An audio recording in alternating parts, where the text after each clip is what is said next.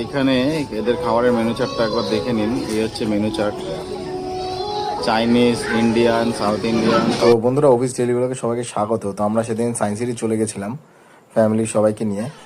তো আমরা যে খাবারগুলো অর্ডারও দিয়েছিলাম, দেখো এখানে লাইভ খাবারগুলো করছে। আমরা এখানে একটা চিলি চিকেন অর্ডার করেছিলাম, চিকেন মাঞ্চুরিয়ান অর্ডার করেছিলাম, তারপর চিলি পনির অর্ডার করেছিলাম, ফ্রাইড রাইস অর্ডার করেছিলাম, আর চাউমিন অর্ডার করেছিলাম। তো দেখো খাবারগুলো চলে এসছে। ফ্রাইড রাইস, একটা ভেজ ফ্রাইড রাইস নিয়ে নিয়েছিলাম, মামা আমি ভেজ ফ্রাইড রাইস, এদিকে মামি আর ভাই ওরাও ভেজ ফ্রাইড রাইস, সব মিলিয়ে মিশে আর কি নিয়েছিলাম। এদিকে বোন ছিল, এদিকে মা নিয়েছিল ধোসা। তো মা এরকম ধোসা নিয়েছিল, আর আমাদের থেকে একটু ইয়েটাও টেস্ট করছিল, ফ্রাইড রাইসটা। তো এদিকে দেখো চিলি পনিরটাও আছে।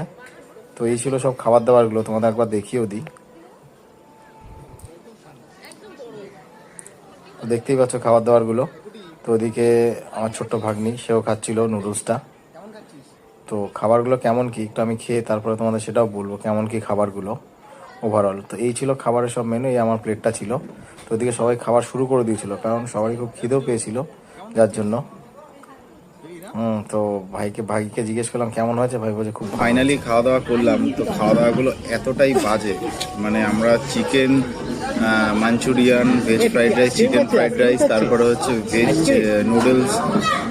হ্যাঁ এখানে খাওয়ার মধ্যে দুটো জিনিস ভালো লেগেছে, দোসাটা ঠিকঠাক ছিল, আর আমি পনির নিয়েছিলাম, এই দুটো মানে আমার ঠিক লেগেছে। বাকি চিকেন, আমি একটাই কথা বলবো, সায়েন্স সিটিতে এলে যদি ভেতরে ফুডগুলো খাবার দাবার খান, কোনো রকম চিকেনের কোনো রকম আইটেম কিন্তু অর্ডার করবেন না।